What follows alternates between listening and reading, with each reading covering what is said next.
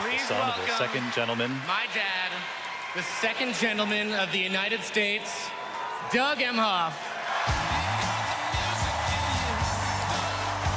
Hard to imagine what this moment must be like, Mary Bruce, for Doug Emhoff, who has supported his wife, gave up his career and his law practice to be the vice president's husband, supporter, second gentleman, trying to make history again. I'm fairly certain this is not where he thought he would end up. He is the affable, oftentimes goofy, but fiercely loyal cheerleader, her biggest cheerleader. That blind date changing his life forever. And David, it is their 10-year wedding anniversary on Thursday. They'll be celebrating it here with all of us. The first Jewish spouse of an American president or vice president making history. Give this speech. He just... Thank you so much. Hello. Thank you. Hello to my big, beautiful, blended family up there. I love you so much. Aren't you proud of Cole? Wow. And a special shout out to my mother. I see you. My mother is the only person in the whole world who thinks Kamala is the lucky one for marrying me. And to Kamala, who, well, we just saw where she is. She's out on the trail listening to and talking with voters. Honey, I can't wait for you to come back to Chicago because we're having a great time here.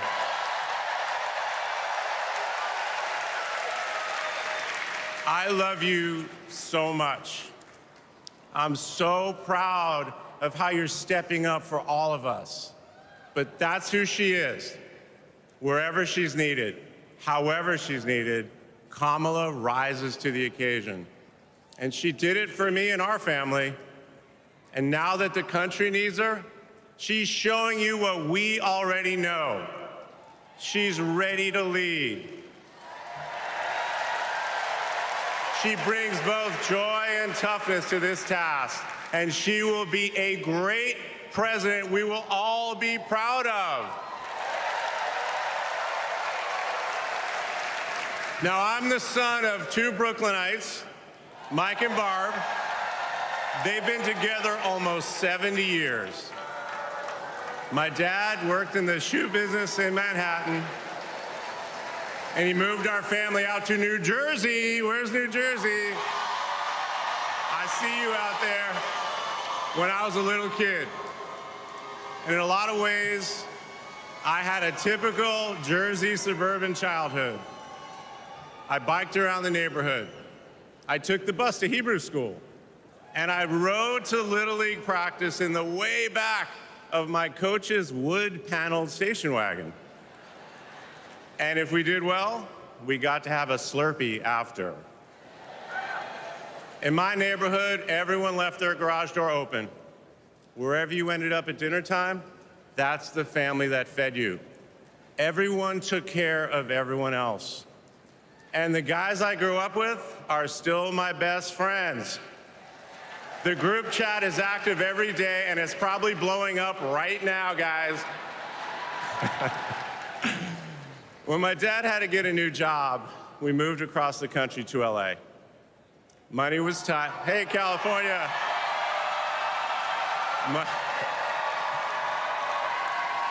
Money was tight, so I worked at McDonald's in high school for some extra cash.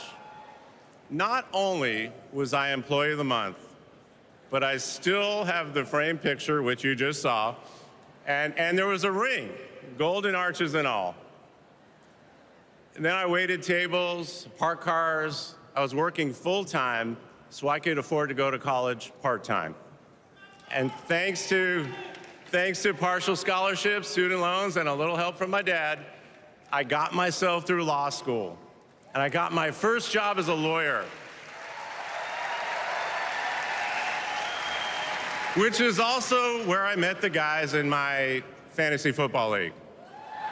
And a lot has changed in our lives since the early 90s, but my team name is still Nirvana. Yes, after the band. I worked hard, and I love being a lawyer.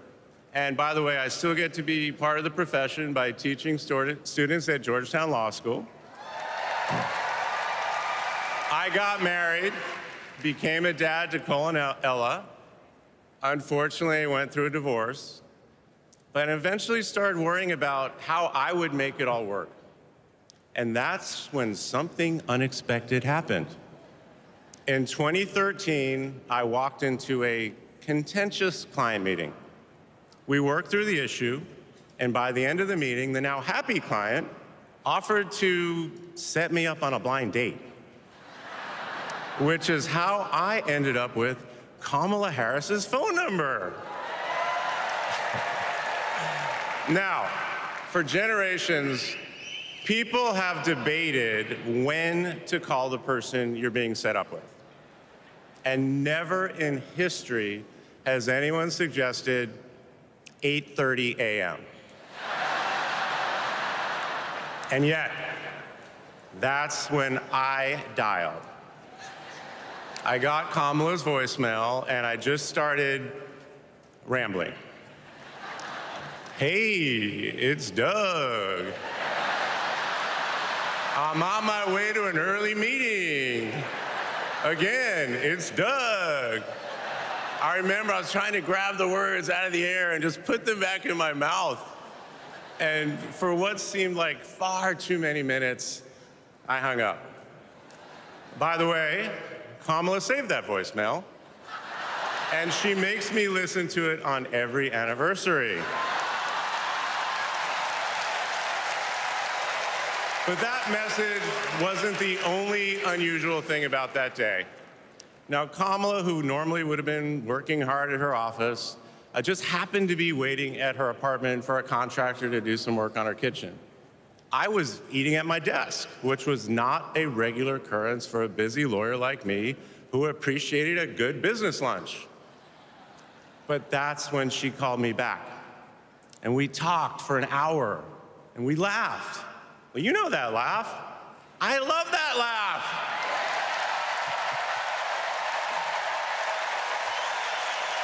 And maybe that counted as our first date. Or maybe it was that Saturday night when I picked her up and told her, buckle up, I'm a really bad driver. Because you can't hide anything from Kamala Harris, so you might as well own it. And as I got to know her better and just fell in love fast, I learned what drives Kamala. And it's what you've seen over these past 4 years, and especially these past 4 weeks. She finds joy in pursuing justice. She stands up to bullies just like my parents taught me to. And she likes to see people do well, but hates when they're treated unfairly.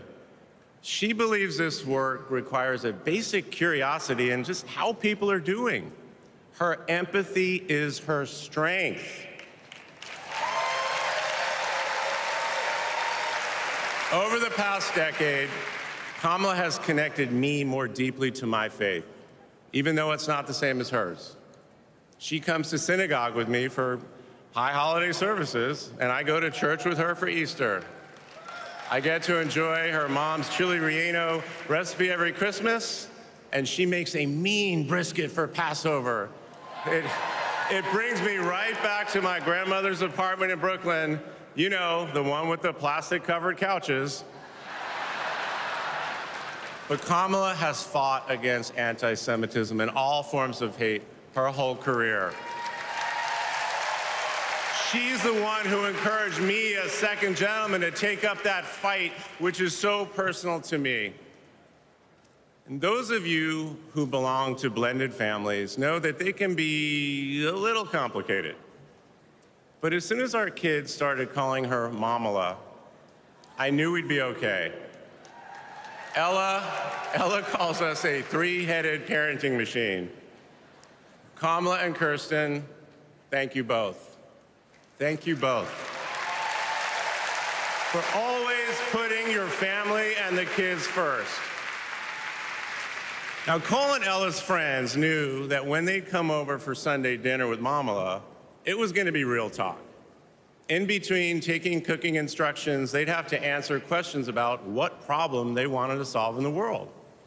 They learned that you've always got to be prepared because Kamala is going to prosecute the case. And in the same breath that Cole and Greenlee told us that they were engaged, they asked Kamala to officiate their wedding. And in the same way that she always steps up when it matters, Kamala put so much time into those remarks, and she bound them in a book that matched her dark red dress, and then turned that into a gift for the happy couple. A few days ago, during this incredible time we're going through, there was a brief window when Kamala was back at home. And I saw her sitting on her favorite chair, and in the middle of a wild month, I just hoped that she was having a quiet moment to herself. But then I realized she was on the phone. And of course, my mind went to all the potential crises that the vice president could be dealing with. Was it domestic? Was it foreign? Was it campaign? I could see she was focused, and all I knew was that it must be something important. And it turns out it was. Ella had called her. That's Kamala. That's Kamala. Those kids are her priorities, and that scene was a perfect map of her heart. She's always been there for our children, and I know she'll always be there for yours too. Kamala is a joyful warrior. It's doing for her country what she has always done for the people that she loves. Her passion will benefit all of us when she's our president. And here's the thing about joyful warriors. They're still warriors. And Kamala is as tough as it comes. Just ask the criminals, the global gangsters, and the witnesses before the Senate Judiciary Committee. She never runs from a fight. And she knows the best way to deal with a coward is to take him head on. Because we all know cowards are weak, and Kamala Harris can smell weakness. She doesn't tolerate any BS. You've all seen that look, and you know that look I'm talking about. That look is not just a meme. It reflects her true belief in honest and direct leadership. And it's also why she will not be distracted by nonsense. Kamala knows that in order to win, we cannot lose focus. America, in this election, you have to decide who to trust with your family's future. I trusted Kamala with our family's future. It was the best decision I ever made. This Thursday will be our 10th wedding anniversary, which I know it means I'm about to hear that embarrassing voicemail again. However, that's not all I'll be hearing. That same night, I'll be hearing my wife, Kamala Harris, accept your nomination for President of the United States. And with your help, she will lead with joy and toughness, with that laugh and that look, with compassion and conviction. She'll lead from the belief that wherever we come from, whatever we look like, we're strongest when we fight for what we believe in, not just against what we fear. Kamala Harris was exactly the right person for me at an important moment in my life. And at this moment in our nation's history, she is exactly the right president. Thank you so much.